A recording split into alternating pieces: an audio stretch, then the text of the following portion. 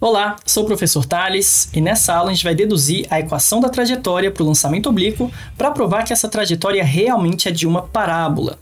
Se isso for verdade, então nós temos que encontrar uma equação para essa curva que tem o seguinte formato: y de x, ou seja, a posição vertical em função da posição horizontal, é igual a ax² mais bx mais c, que é uma equação quadrática, uma função polinomial de segundo grau. Se isso aqui acontecer, então realmente a trajetória é de fato uma parábola. E para provar isso, eu vou começar analisando apenas os movimentos na direção vertical e horizontal em função do tempo. Lembra de usar o princípio da independência dos movimentos para estudar primeiro apenas o movimento horizontal, que não tem aceleração, tá? O movimento uniforme.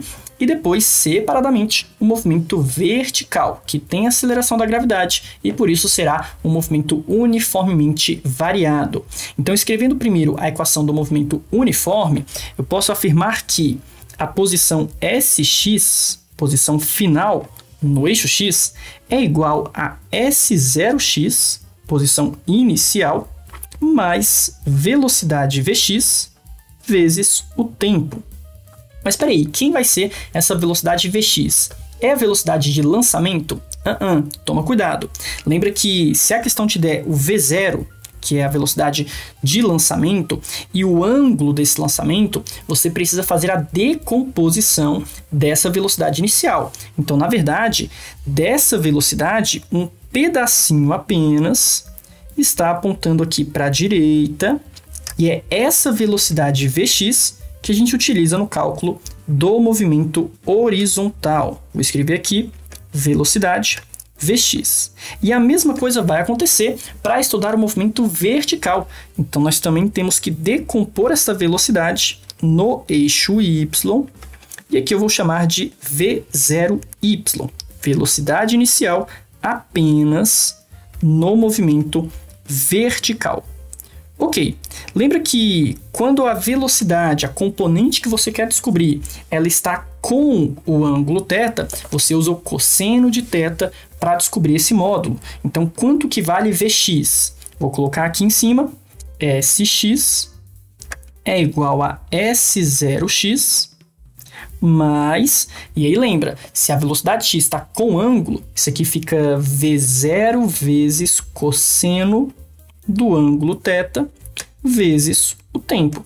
Professor, sempre vai ser então a velocidade Vx usando V0 cosseno θ? Sim, a não ser que ele coloque esse outro ângulo aqui de cima. Aí toma cuidado, vai acabar invertendo seno com cosseno, mas sinceramente não é algo tão comum. Imagina que aqui seja um ângulo alfa, nesse caso ficaria que velocidade Vx é V0 seno do ângulo alfa. Mas dificilmente isso acontece.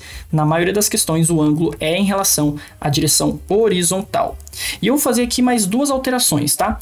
Primeiro, ao invés de falar de S para posição, né, SX, S0x, por uma questão de notação matemática, eu já vou chamar logo de x. Para não ficar colocando SX, S0x, até facilita aqui a escrita, né? Fica x final, de posição x final, é igual a x0 mais Vx vezes o tempo. Não fique incomodado com isso, tá? S representa posição, o x também representa posição, só que apenas na direção do eixo x. E outra coisa, essa posição inicial aqui, esse x0, não tem por que não ser zero, concorda comigo? Eu já vou dizer que a posição inicial no eixo x vai ser sempre zero e ponto final, não se fala mais nisso. Por que eu posso dizer isso? Bom, não importa a altura que você vai lançar o objeto. A altura inicial ela pode ser diferente de zero. Imagina num jogo de basquete em que a bola não sai exatamente do chão. Você arremessa ela a uma certa altura inicial.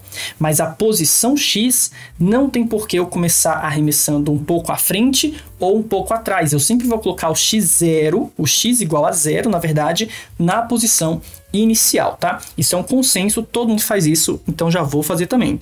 Deixa eu apagar aqui. Vai ficar apenas que a posição x é igual a V0 cosseno vezes o tempo. Essa é a função horária, presta atenção, hein? Vou até deixar assim para ficar mais fácil, ó. Essa é a posição x em função do tempo. É a função horária da posição x ao longo do tempo t. Ok, deixa esse aqui guardadinho e vamos dar uma olhada agora no movimento vertical, que tem a aceleração. Lembra que a aceleração é sempre vertical. E como ela fica contrária ao meu referencial, minha aceleração é sempre negativa. Eu já escrevo que ela é igual a menos o gzinho, que representa a aceleração da gravidade. No caso da superfície da Terra, a minha aceleração vai ser sempre de menos 10 metros por segundo ao quadrado. E isso não tem a ver com o movimento ser de subida ou de descida. Não. Independente se ela está subindo ou descendo, o meu eixo y vai ficar sempre apontando para cima. Por isso que, para mim, né, quando eu vou resolver questões, eu sempre coloco que a aceleração é negativa, ok? E isso vai nos dar a seguinte equação. S final, posição SY, é igual a S0 mais V0t, velocidade y também, e por ter aceleração, por ser movimento uniformemente variado, tem que acrescentar aqui no final o AT² dividido por 2. Ok, mas de novo, ao invés de ficar chamando de SY, S0Y, por notação matemática, para ficar mais matemático no final, eu já vou trocar isso por Y. Até para simplificar também, já vai direto Y final e Y0, que seria a altura inicial, certo? Y0 é a posição na direção vertical que ele saiu, que ele foi arremessado. Ah, professor, posso colocar que é 0 também? Pode. Mas não vai ser sempre assim. No caso de uma bola sendo chutada do chão, tudo bem, a altura inicial vai ser realmente 0. Mas em outra questão, pode ser sim diferente de 0, então melhor deixar assim mesmo, tá? Pode deixar y0 para não ter erro. Como que fica V0y? Essa componente vertical. E aí, você tá gostando do vídeo? Então deixa o like aqui embaixo e já se inscreve no canal para me ajudar a continuar trazendo esse tipo de conteúdo. E se você quiser aprender física comigo em um curso completo, começando do zero, acesse meu site que eu vou deixar aqui na descrição. Muito obrigado e tchau! Tem que aparecer o seno do ângulo θ, né? Para calcular essa componente fica V0 seno de θ. Então fazendo já essa substituição também, vai ficar y é igual a y0 mais V0 seno de θ vezes o tempo menos gt² sobre 2. Aqui eu já troquei a aceleração por menos g, tá? Por isso que ao invés de mais, já ficou um menos ali no final. Bom, e toma cuidado, porque tem muita gente que olha para essa equação aqui, essa equação inclusive que é uma equação horária, tá? É a equação da posição vertical em função do tempo. Tem muita gente que olha para isso e pensa que, beleza, se é uma equação do segundo grau, então realmente a trajetória é de uma parábola. Toma cuidado, isso ainda não prova nada, porque isso aqui é a função de y ao longo do tempo, e não ao longo da posição x. Isso aqui não representa a trajetória, isso aqui representaria um gráfico, se tivesse esse gráfico para você analisar, né, claro, mas isso representaria o gráfico da posição y ao longo do tempo. Então toma cuidado para não confundir, tá? Isso aqui que eu quero descobrir é a posição y ao longo do x. Isso aqui seria apenas um gráfico da posição y ao longo do tempo. Então os dois são realmente no formato de parábola, mas cada um é descrito por uma equação diferente, tá? Então toma cuidado. Eu preciso dar um jeito agora de acoplar a posição x, a equação da esquerda, eu tenho que acoplar essa equação da esquerda na equação da direita, a fim de encontrar uma posição y em termos da posição x. Eu não quero a posição vertical ao longo do tempo, mas sim a posição vertical ao longo da distância horizontal. Então aqui tem uma jogada matemática, digamos assim, né? Deixa eu voltar aqui para a equação x. E para poder juntar essas duas equações, eu vou isolar o tempo nessa equação do movimento horizontal. Pega o tempo e isola. Vai ficar que o tempo t, o instante t, é igual a x sobre V0 cosseno de θ. Lembra que pelo princípio da independência, os movimentos podem sim ser estudados de forma independente, porém eles são sempre simultâneos. Para cada instante t no movimento horizontal, existe esse mesmo instante t no movimento vertical. eles levam exatamente o mesmo intervalo de tempo, eles levam exatamente o mesmo tempo para completar os seus movimentos. Ao mesmo tempo que ele sobe e desce, ele avança para a direita e acaba no mesmo intervalo. Bom, sabendo disso, entendendo que esse tempo t é igual para as duas equações, eu posso substituir. Pega esse cara e substitui nessa equação do movimento vertical, já que o tempo é sempre o mesmo para os dois. Vai aparecer aqui e vai aparecer aqui também, só que elevado ao quadrado. Então, peraí que vai ficar um pouco feio, mas no final vai dar tudo certinho. Bom, y final é igual a y inicial mais v0 seno de θ. E agora, onde apareceu o tempo, fica x sobre v0 cosseno de θ. E aqui já percebe que eu posso simplificar a velocidade de v0 em cima e embaixo, né? Tchau, tchau, tchau, tchau. E que o seno de θ sobre o cosseno nada mais é do que tangente. Mas depois eu faço isso, né? Vamos continuar aqui. Menos g sobre 2. E aqui onde tem o tempo ao quadrado, vai ter que ficar toda aquela equação ao quadrado. Então, peraí, tem que ficar tudo elevado ao quadrado. O x, o v0 e também o cosseno do ângulo. Então, fica x sobre v0 cosseno de θ, tudo isso elevado ao quadrado. Bom, manipulações algébricas. Y é igual a y0 mais tangente de θ, dá uma olhadinha aqui, ó, onde aparece seno sobre cosseno. Isso nada mais é do que a tangente do ângulo θ, que multiplica a variável x. Então, vou colocar aqui que é a tangente de θ vezes o x.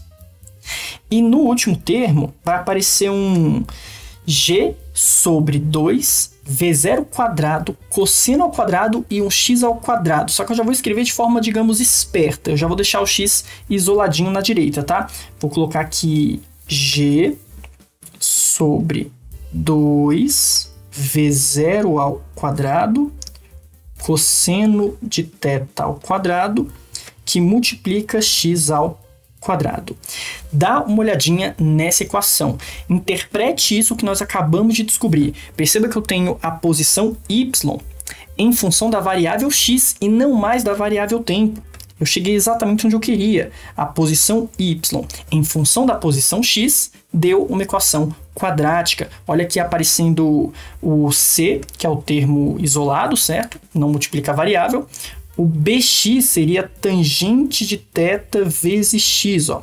Esse aqui seria o termo elevado à primeira potência. Esse seria o bx, o equivalente ao bx. E esse último cara, menos g sobre 2 v0 quadrado cosseno ao quadrado, isso aqui tudo é o termo quadrático que garante que realmente a curva tem que ser no formato de parábola. Bom, essa é a equação da trajetória.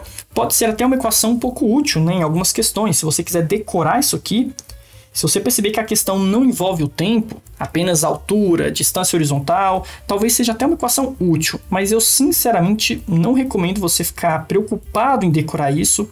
É uma equação que eu mesmo até hoje não tenho 100% decorada, porque na prática, se eu quero achar uma posição y ou uma posição x, eu vou lá e descubro o tempo. Com esse tempo, eu jogo na outra equação. Na minha opinião, é muito mais simples ficar manipulando duas equações fáceis do que ficar decorando essa equação, que seria mais difícil, né? Uma equação mais feia, extensa pra caramba, e que ainda assim só daria para usar em algumas situações bem específicas.